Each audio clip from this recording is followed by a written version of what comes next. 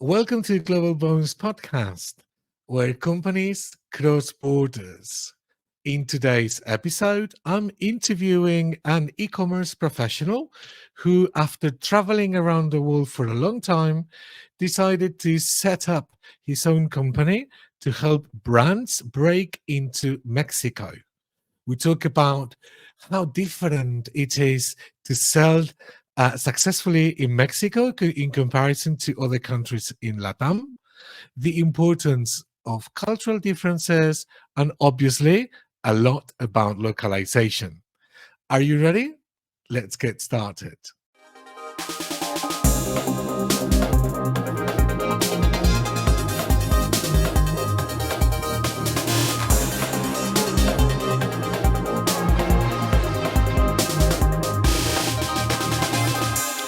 Hello, Ramiro. How are you?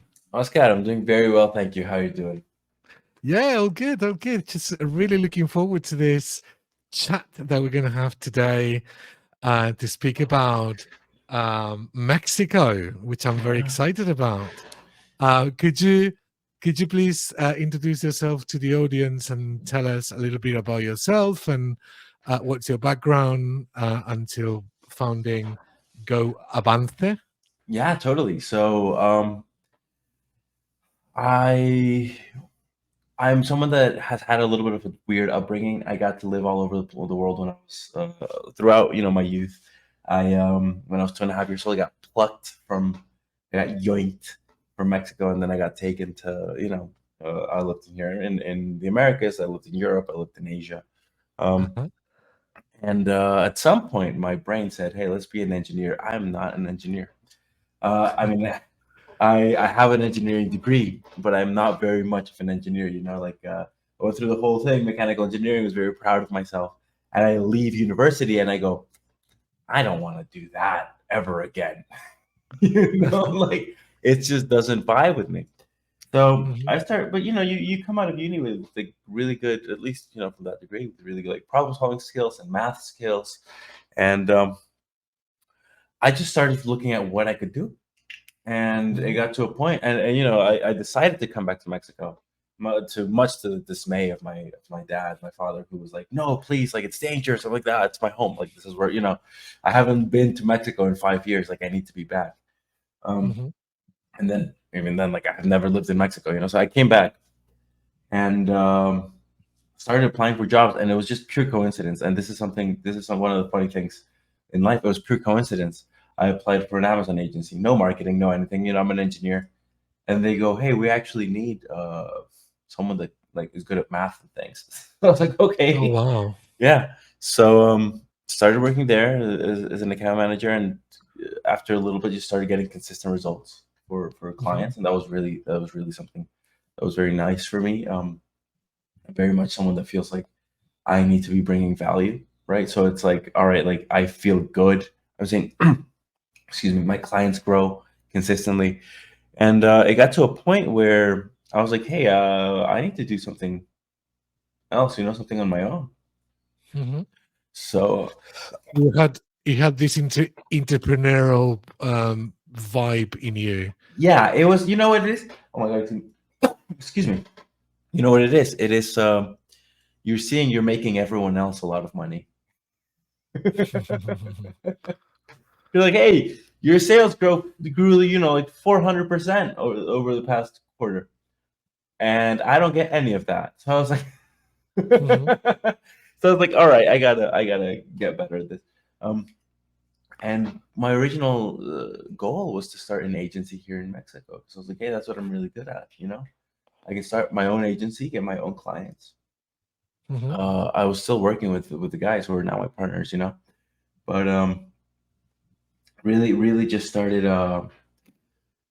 trying to get clients from Mexico, and it just wasn't the same vibe. I think here in Mexico we have a general distrust of consulting, which is just Mhm. one of the many, many, many sort of like localized problems that I end up like learning, as I'm working in a different space. And eventually we realized, hey, what if we like people want to sell in Mexico? We see the Mexican economy booming. We Mhm. see the Mexican handling of the pandemic. We see like the nearshoring. We can get into all of this. We start looking at just like all the opportunity. We said, hey, what if we help other people sell in Mexico? And it was just like such a radical shift, such a hubris, the hubris to think, I know e-commerce, I know marketing, I can do logistics, I can do import. Mhm. The absolute ego, the gal to do it. Um, Yeah. but it worked, and it's working out really well. It's really fun, and it's really nice. And we basically figured out like a streamlined way to Mhm. mass approve products to start selling restricted categories in Mexico, offer better prices to consumers. It's a bunch Mhm. of things that really need to happen for a brand to really start making any sort of headway or get any footing in Mexico. Mhm. Um, and overall, we're just finding really good results. We're having a really good time Mhm.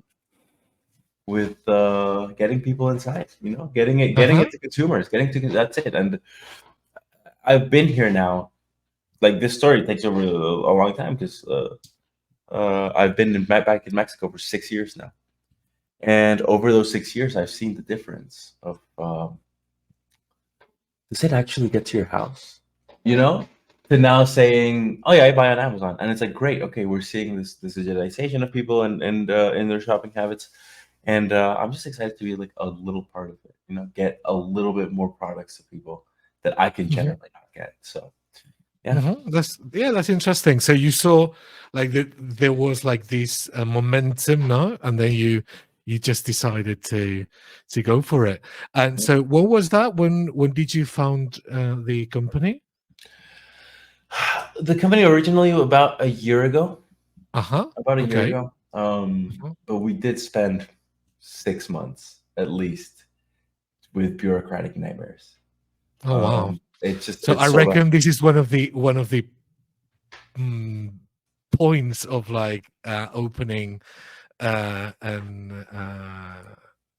company in Mexico, no? Yes, What yes. are precisely so if you could tell us the challenges that any company faces when opening a, a company in Mexico? I Uh, reckon by what you're saying, one is the bureaucracy, which we know a little bit about this in Spain as well, where I am based. But I reckon that maybe in Mexico is even worse. So, yeah. what are the challenges? So here's the thing. A big part of it, and I think we've seen it in like many business books and many like all of these things, like the localization of business is Hmm. so important. So Hmm. here in Mexico, I can tell you, um, the way we interact and the way we just generally conduct most business is a little bit would be a little bit of a culture shock to a lot of people, and I think this happens. There's so many business books that go, hey, they try to sell this here and it didn't work because of X, Y, and Z, like because they didn't consider this cultural thing. Hmm. In Mexico, we do very much have bad habits, let's say. So your very, very first challenge will be chasing people around sometimes. So like even Hmm. before the bureaucracy, like I had to chase my lawyer around. Well, I still work with him because he's a fantastic. The results are fantastic, but when we were setting up the business entity and we had to get like the rules had just changed for like foreign ownership of a bunch of things.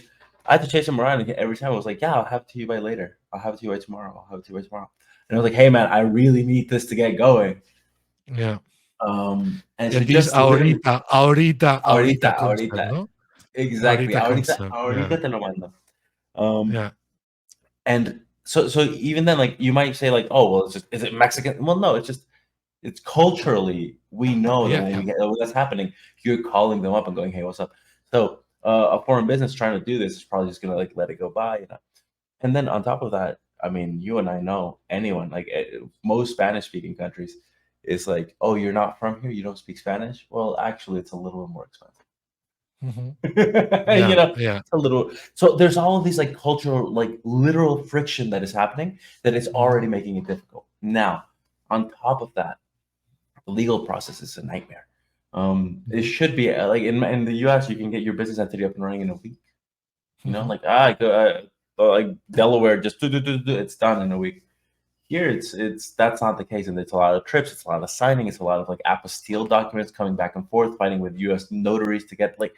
There's a lot of this happening. Okay, Mhm. sure. So this is just to get like the original certificate of formation. Cool. Now you need a tax ID. Mhm. And a tax ID, I mean, to this day, how long have we been out of pandemic? 2 years? How long? Yeah, 3 years. Yeah. 3 years since we were just like, all right, we're done. Yeah. To this day, there's no appointments at the tax Registry office, at office. the Oh my registry God. office. Oh, And it's like, wow. what do you do? Oh, well, you have to know a guy. Or sit there and refresh and refresh and refresh. And you're going, I want to give you my money. I want to pay my Yeah. taxes, government. And they're Yeah. going, no, no, there's no. Oh man, you still can't conduct business because you need it, huh? But no, we don't. So there's a lot of this little friction that is consistently ongoing Mhm. that Mhm. makes it you need someone specialized in the country. And I think Mhm. a lot of companies look, a lot of companies have successful expansions, right? I go to Amazon, I sell on Amazon US, and I want to sell on Amazon Europe. I get a VAT. I send my products somewhere to pan European, and I'm good. Well, it's not that Generally, easy. yeah, of It is course. it is easier. Absolutely not. It is easier, but yeah. It's an absolute nightmare as well. But I'm saying a lot of companies, I'm sure, do it and do it well. Yeah. But Yeah. so many Yeah. don't. So many just say, "Can we do this ourselves?" And you go, "You can try." And then it's like 8 months later, and it's like, "Hey, why aren't you selling in Europe?" Because we couldn't figure something out. That's eight Yeah. months lost revenue because you didn't want to work Yeah. with, Yeah. like. Yeah. So I think every single person in the e-commerce space knows, like, look, Mhm. what I do, you can probably do it. I just do it 10 times faster Of and 10 course. times more Yeah. Of efficiently. course. But by the way, this is another thing in Mexico when I was running the agency. Um, it was so much of, hey, can you teach me so I can also do it? And it's like, no, like this is what? And it's like, teach me because I also want to know. And it's like, no, it's because you want to fire me when you think you know what I do. But Mhm. I'll teach you. I don't mind, but you're not good at this, you know? Mhm. So I don't know. Culturally, it's been such a trip. And I'm sure Yeah. anyone that's expanded anywhere has gone through this. So Mhm. it's And what's the benefits of companies expanding into Mexico? Because uh, obviously we know that the market size is very big and is so huge. Although we have these challenges that we've been like speaking about, like cultural, like localization, adaptation, whatever. Taxes is a nightmare. But what are the benefits? Because I know loads of companies, even from Spain, but also we've got clients from around Europe as well, who are really looking into Latam, no, like as a block, yeah, yeah. but really Mexico, I reckon is the first option. So what are the benefits of like trying to sell in Mexico through digital, like e-commerce, Amazon or Mercado Libre, whatever? Totally. So I'm going to take a step back because I think I want to give just a little bit of context as to basically why we took this bet because the upside is just absolutely massive for us. And I tend to focus on the annoying parts because that's just who I am as a person. Um, but Mexico has 123 million people, and just a very strong economy right now. But I think something that's more interesting is it's 123 million people that are slowly being digitized in their shopping habits. So what we Mhm. have in Mexico, and we're working to get into Brazil and Colombia, but what we have in Mexico is what we had in the United States maybe 8 years ago, Mhm. where it's shoppers know about Amazon, but shoppers are moving to Amazon to do their shopping every day. So, I came back from the UK in 2014, 2015. I went to live in Indonesia for a bit, but I left the UK in 2015. By 2015, all of our shopping was done on Amazon. Me and my housemates, all of it. Mhm. You know, hey, we're almost out of toilet paper. Cool, I ordered it. It gets here tomorrow. Nice. I moved to Indonesia, and there's not this like huge boom in e-commerce, but there's Gojek, which is like basically you're ordering from your phone to get it from the store. And I come back to Mexico, and none of this is happening. None of this. Like this, it's like I mentioned earlier, we went through this period. Like I still got the period of, hey, I don't trust, like this mistrust of, does it get to your house?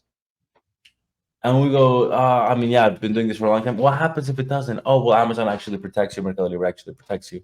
Oh, but like, and keep in mind also, we are a cash-based economy in the most part, for the most part. So a lot of people don't have credit cards, whatever, because we move a lot in cash. A lot of it is a gray economy. So what we're seeing is, on top of just being like, oh, you have access to 120 million people, 123. That's not really a good sell, because I can just say, hey, China has 1.5 billion people. Let's do China. What's interesting here is that we're seeing shoppers move to Amazon, and that gives a small window for each person to lose their brand loyalty to the extent that they have it. And what do I mean by that? Is if I go to the supermarket and I always buy the same, I don't know, soap to wash my clothes, right? Mhm.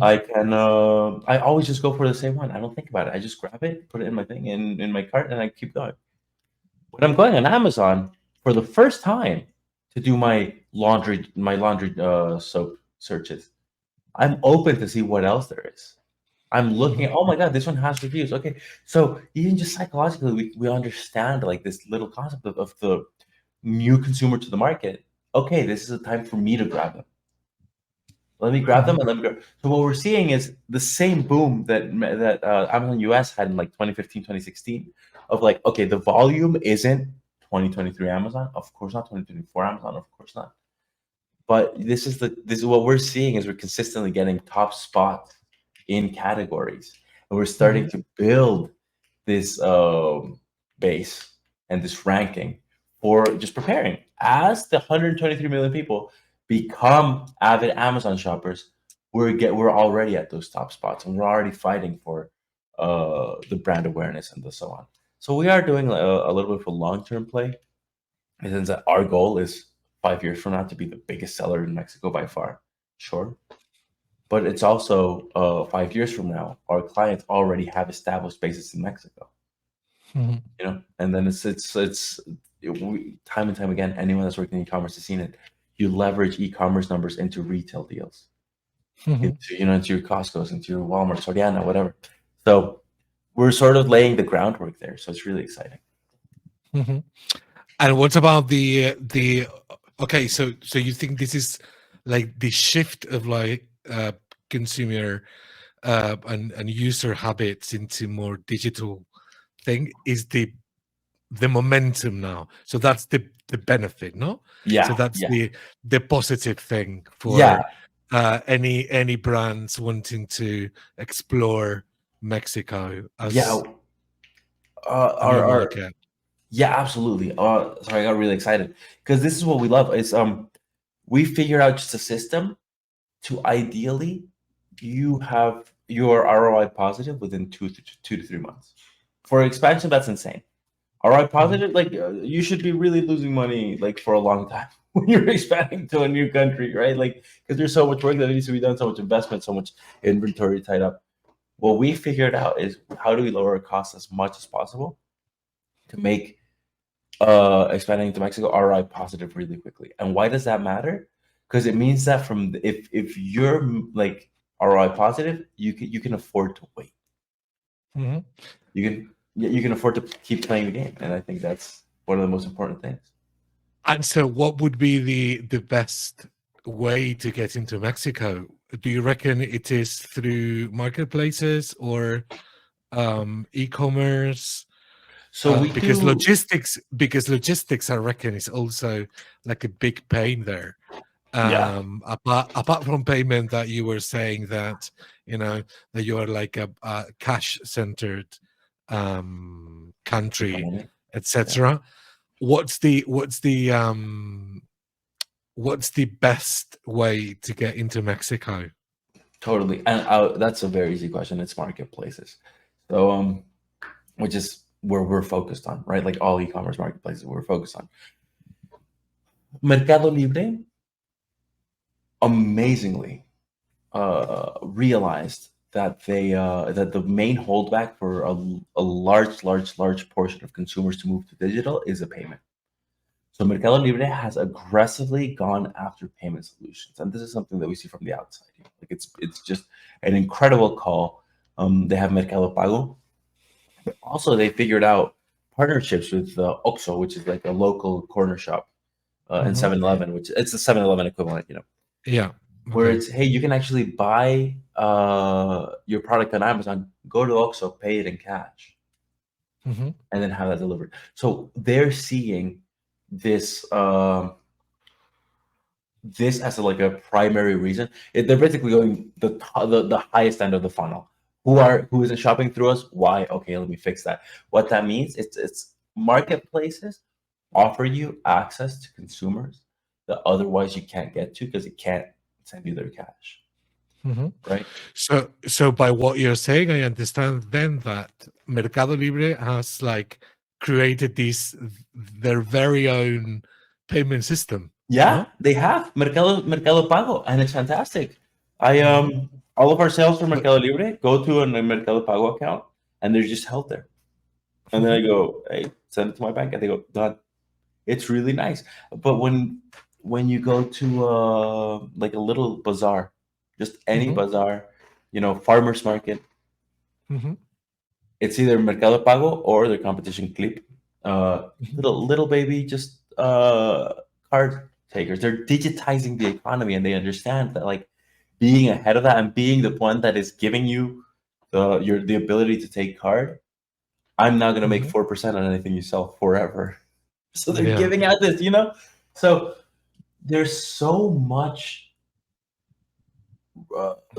there's so much availability or access to digital means that is radically changing in Mexico.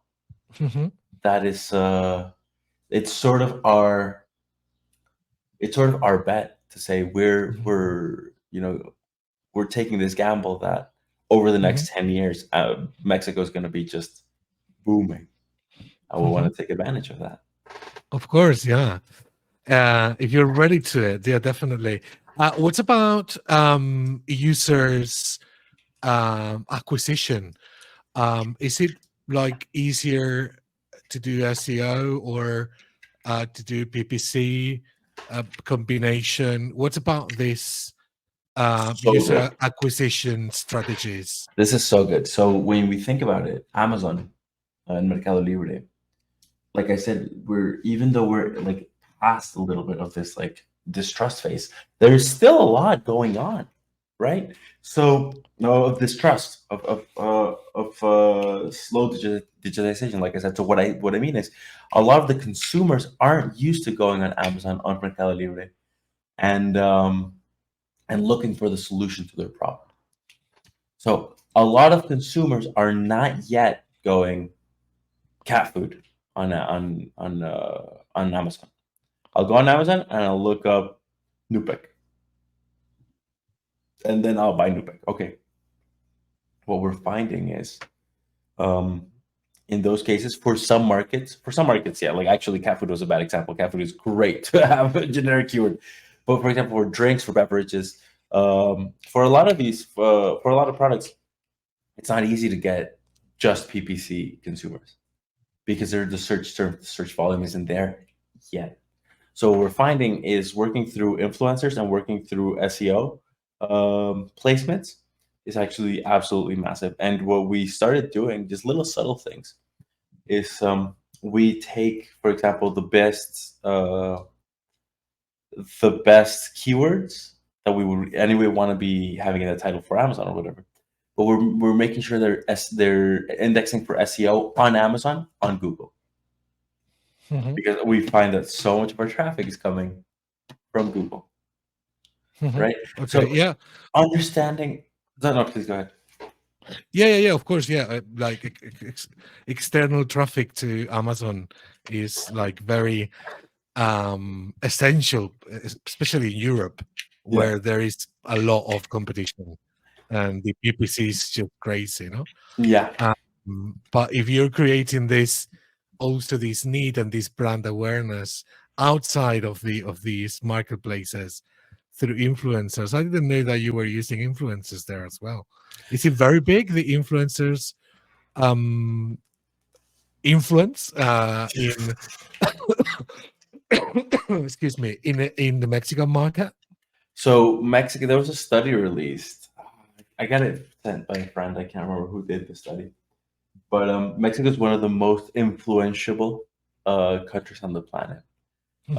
Where it's Mexico, it's less about engagement, because it's always like, oh well, I got this many impressions, this many engagement, like percentage. Mexico, the Mexican consumer, when someone they like posts like, hey, try this thing out, they generally do. Which means, and again, this is more of these conversations of like understanding the local consumer and how important it is, because otherwise I'm talking to you in another language. If I'm over here like fighting for PPC and going like and doing only this, and you're looking at your influencers, it's like we're speaking a different language. There's no connection here. How am I getting my product to you? So really excited about that. But yeah, no, we see great results. Influencers in general, massive bump, and they're still not very expensive here. Influencers are not that expensive in Mexico. PPC is 80% cheaper in Mexico. Like, we're in a place where right now all the added logistics costs are being offset by the general PPC spending that you would have in the US. So just a really good moment to be in right now. A lot of opportunity. Yeah. And this thing that you were saying about the big influence that influencers have on Mexican people is also a cultural aspect, which is very typical, I reckon, from Mexican and other Latin American countries. I think we're just trusting. We're just like, oh, you said, I'm sure it's good. Like, I trust you. We're very warm and open in that sense. So yeah, you trust more your connections, no? Yeah. You trust the connections better than the facts, maybe, no? I think we just trust connections in general. I think this is something that I run into, because obviously most of my business is done in English and with Americans majorly. And there's definitely this feeling of like, for me, it's like, oh, did we get along well? Cool. Like, this is gonna work great. Whereas I think in general, Americans are more like, or like the English speaking world is more like, what are the numbers? What is the business? It's like removing yourself from the human element. Yeah. And I'm like, no, man, like we got along great. Guess what? I'm going to push twice as hard to get your product selling, because that's my friend. I can't let my friend down. I gotta work as hard as I can, like I think it's definitely a cultural thing about your bonds. These global bonds, like there you go. Anyway, could you tell me or could you tell us a example of a successful internationalization into Mexico of one of your clients as an example, and what did you do? What sort of products? You don't need to mention the name of the brand, because I know that NDAs. I was gonna say, NDAs are NDAs. I know it happens to us as well. But anyway, what about an example so we can really see what you are capable of? Look, I have a couple that come to mind, but because it really depends on where you're bringing value, right? So, for example, we immediately bring value to supplement companies because, hey, you're in, and we got the approval. We got around FDA, Cofepris in Mexico, and we're in. That's not really that interesting to me, because I would say instant value, and it wasn't that difficult. Now, let's talk about something that is a lot more complex, a lot more of a challenge. I think that I call TikTok products are very difficult to just without skill. And what I mean by TikTok product is novelty products that you kind of need to see in action, and you look at them and you go, oh, that's cool, I want one. Like new solutions to problems. That is where I'm really proud of some of the work we've done. because again, it's different types of value, because it is the importing and the logistics and the margins and the ROI and all these things, but it's also how did we tell your story to a Mexican audience and have it work?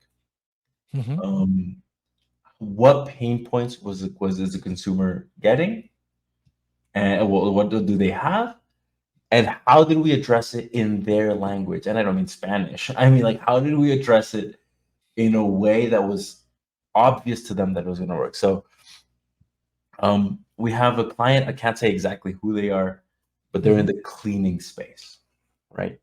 And novelty cleaning solution. Um, and I've been working with them in the US for years and years and years and years. And I was like, hey man, like I think your product would do really well in Mexico. And then when it got to Mexico, it wasn't doing very well. I was like, it wasn't. I'm so used to the product and know what it worked and know the pay point. It wasn't. They were doing remote fulfillment in the past. So even in this case, like remote fulfillment is, for anyone that doesn't know, is you have the product in the US, someone can make an order from Mexico and it gets here. And you paid infinite fees and it wasn't profitable for you in the slightest. But they were doing that, and they sold $20,000 in 2022. We brought them in midway through 2023, so like June, and nothing. Like it was so like we reworked the copy, it wasn't really working. We're looking at the PPC, it wasn't really working. But this is Amazon, this is e-commerce. It's like, okay, why isn't it working? We generated a couple videos showing the product, put them up on TikTok organically. They did quite well. But other than that, beyond that, we really took a look at what demographic was going to buy the product. Like what? Again, this is a novel solution. This isn't. I already have people buying it. Like my example, they're not my clients. Have never worked with them, so I can just say, I think Scrub Daddy did an amazing job here in Mexico at selling, 150 peso sponges. Like 150 peso sponges. Excuse me, how dare you? But guess what? I have one. We all have. It's a great product. And I think they did a really good job at doing their marketing in Spanish. So that was sort of the inspiration where we went, okay, how do we get to the Mexican consumer? We moved all of the images around, not only like the stock images. I don't really care about that, but the specific pain points, and the specific benefits. And I can't really go into the. I'm about to go. I'm trying to go into the benefits, but I can't. Anyway, we did this. We hit rank 2 in the category for the category. It's fantastic. We're very happy.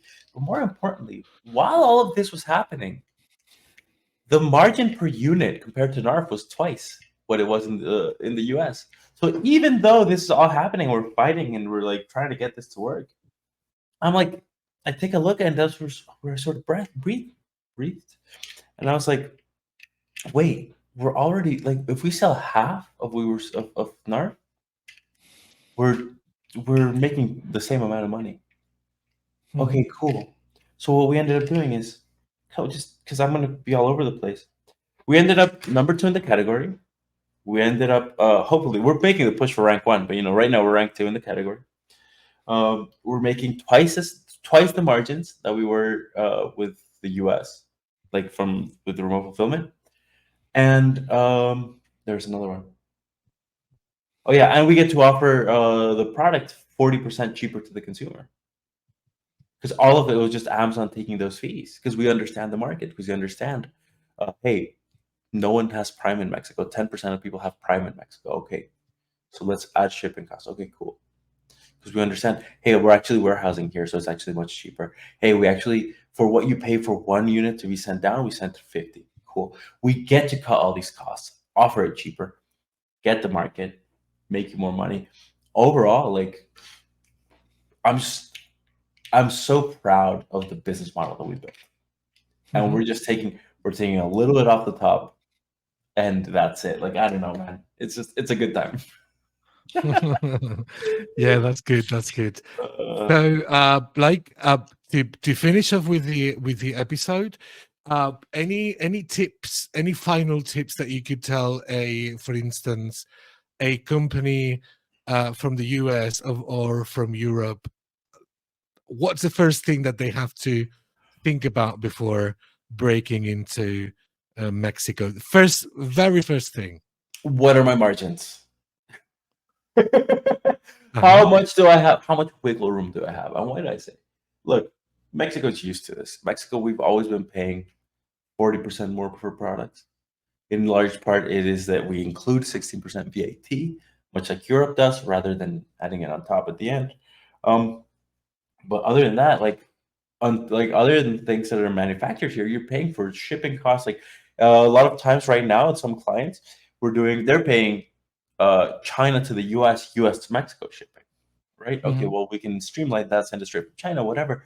But if you have the margins to squeeze down a little bit, you're probably going to be happier like getting Mhm. into Mexico. So right off the bat, margins and cash flow, like any other business decision, and inventory. Do I have the inventory? Do I have the cash flow? And do I have the margins for this to work? Cool. You have? Okay. Next step. Is this a good product market? Is it a good market fit? Is this a good Mhm. market fit? Well, you need experts. So Mhm. I would say try a couple of things. Try North American remote fulfillment if your category allows for it. It's not going to give you remotely a good result. Like in general, we find we do like 8 times what remote fulfillment does. Like once they're like, oh, I sell, 20 units a month in Mexico. Isn't it to us? Okay, cool. Now we're doing 160. It's sort of the average that we're finding because no one wants to wait for shipping and pay for importing and all these things. But still, you take that as a grain, as a general measurement. If I 5x my Mexico numbers, okay, Mhm. that's a market fit. That's nice. That's Yeah. giving you a little bit of a barometer for how we're doing. After that, once you think, hey, actually, I think this product would be really good in Mexico, look for competitors. Mhm. What's your Mexican competition doing? We recently Mhm. onboarded someone who has zero competition in Mexico. Mhm. That's a little bit scary because it's like, okay, then there's no search volume, but it also means that we get to break the market first. Cool, that's fantastic. That's great. We're super happy. Do you think there's still any possibility for this happening in Mexico? I mean, So much, it sounds so it much, sounds it sounds impossible in Europe, I reckon. so Like to much. find a product category where there is no competition. There's so much. Yeah. Literally, it's happening. Yeah, and every single day, people are launching new brands. I think uh, I can't launch new brands. It's part of the things. Like it feels a little bit conflict of interesty. If I'm doing distribution and then I'm also launching new brands, like so I stay away from that. But I'm looking at Mhm. Mexico and going, man, I want to be selling. I want to be selling my own brands because there's so many niches that can be exploited. Mhm. Mhm. But That's a good interesting tip for the audience, no? To try to find a good niche to yeah, break into Mexico and and speak to all this huge audience this that is is being digitalized progressively this is nowadays. literally how we're doing outreach. Yeah. We say, hey, we have, so and so categories seem really open. Hmm. LinkedIn, hey man, this category seems open. We want to try. Are you? And it was Hmm. like 7, 8 people in that space in the US. Hmm. Someone says yes, we go, okay, cool, let's try it. Let's now Let's we try. have Let's see. let's have a product for that category. So Hmm. That's instead of good. this like mass email, hey Ramiro, I noticed your website. Oh my god, stop. No. Yeah. Oh my god. Well, Ramiro, to finish off this very interesting episode, could you tell us an anecdote of a miscommunication happening because a problem um, about culture, like a cultural problem or a language issue problem? It could be like an anecdote that has happened to you in your personal life when you have Oh been my god, traveling yes. around, If it's from my or personal life. a professional. It could be any. Yeah. Oh, my favorite. Okay, this is one of my favorite stories of all time. We Okay. were I was living in Switzerland I was living in Romania at this point, but I had lived in Switzerland. And my family went back to Switzerland. We were on the way back to Mexico for a trip. I grew up on airplanes when I was a baby. I was like 15 at this point.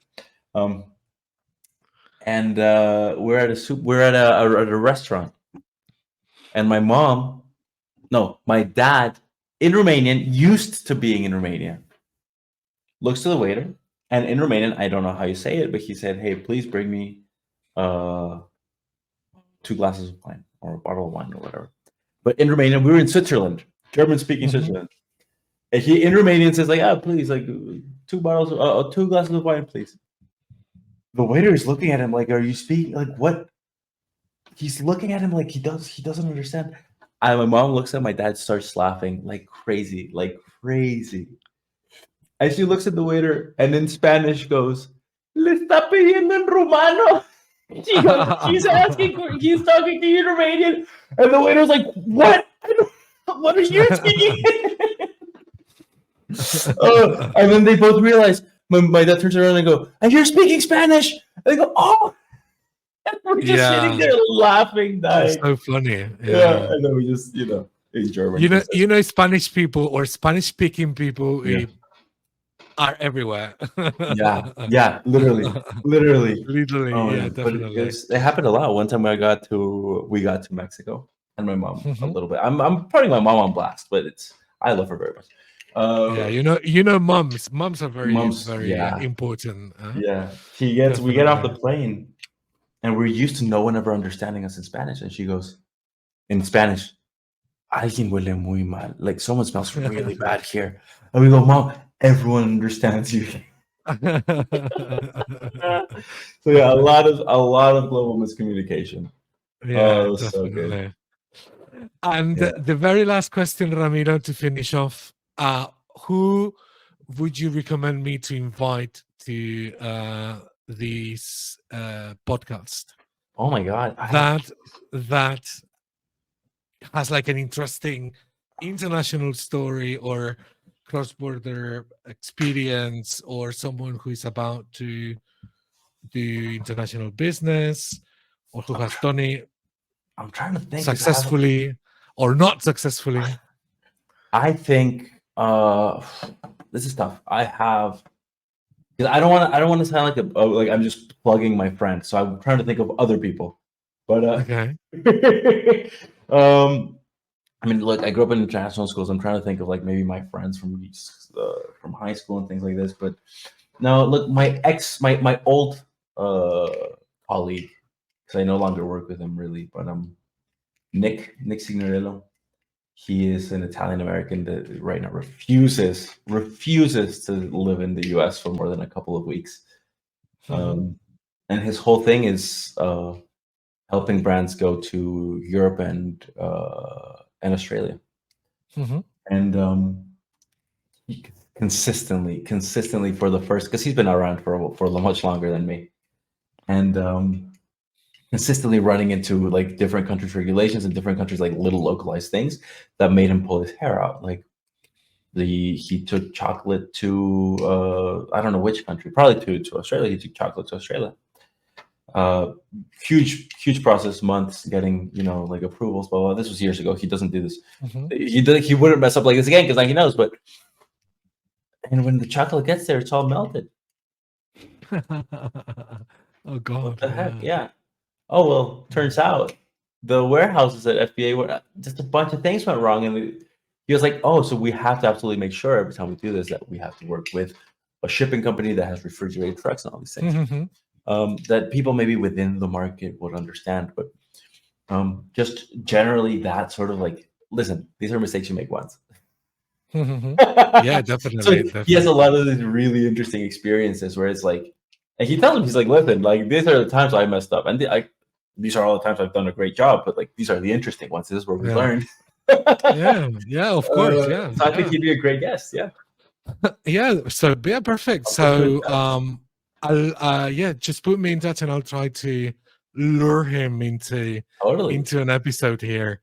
So Ramiro, it's been a super pleasure to get to know a little bit more about Mexico, because especially the people from the US and people from Europe, I wouldn't say Spanish people though, they tend to think that like going global or doing business in Latam, it's just like this big block, but Yeah. it has nothing to do. So Mexico, as we have seen in this episode, has its own features and differences and whatever. Yeah. So we need experts who know the local culture. And so thank you very much, Ramiro. It's been a super pleasure. Oscar, thank you for having me. It's been so nice. Seriously, it's been so nice to chat with you. Okay, so cheers. Thank you.